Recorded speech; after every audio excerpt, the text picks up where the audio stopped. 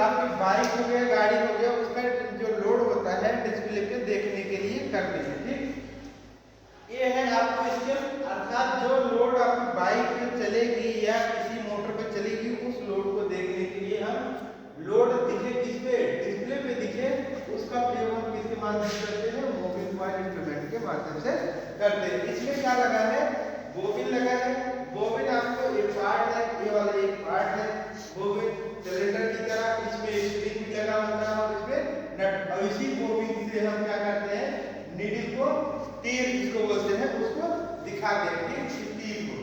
और इसमें क्या है, ये आपका बाहरी किनारा जो है, ये वाला आपको इसको पोल बोलते हैं। क्या बोलते हैं, पोल है, ये भी आपका पोल है। ठीक, पोल इसलिए है, इसको एडजस्ट करने के लिए पोल का प्रयोग करते हैं।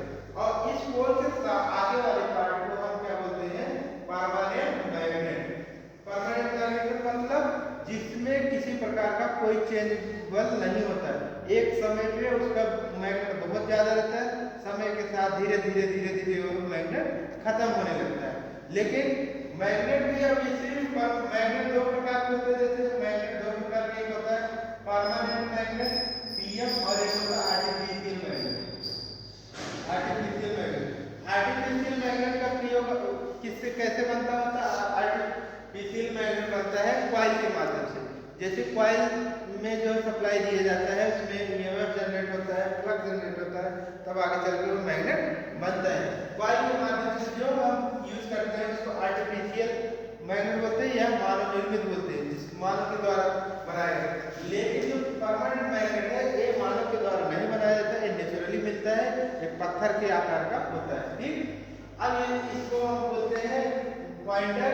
ठीक, ये है आपका स्प्रिंग, स्प्रिंग होता है, इसे पॉइंटर को एडजस्ट करने के लिए, मतलब इन करंट वैल्यू में दे, करंट वैल्यू दे। अर्थात अगर ये स्प्रिंग नहीं रहेगा तो इस बात में लोड होने के बाद ये जीरो के नीचे आ जाएगा।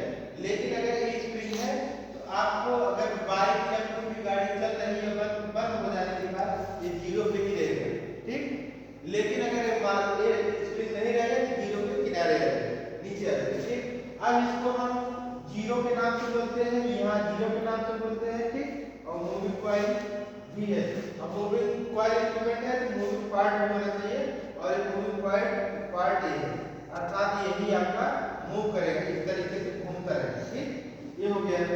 अब इसके अंदर क्या क्या लगा है, इसके अंदर लगा है एक जैवलिन का प्रयोग करते हैं।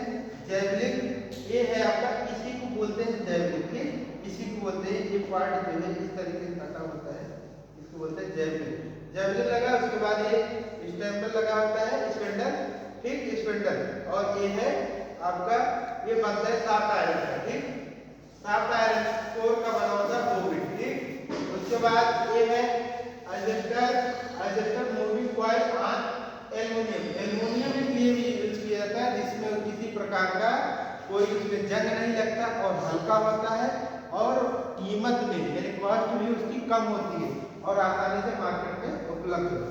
ठीक, इस तरीके से हम इसको जो है मूविंग कॉइल इंस्ट्रूमेंट को समझते हैं। ठीक, अब मूविंग कॉइल बोबिन को चलाने के लिए हम इस तरीके से मैग्नेट का उपयोग करते हैं।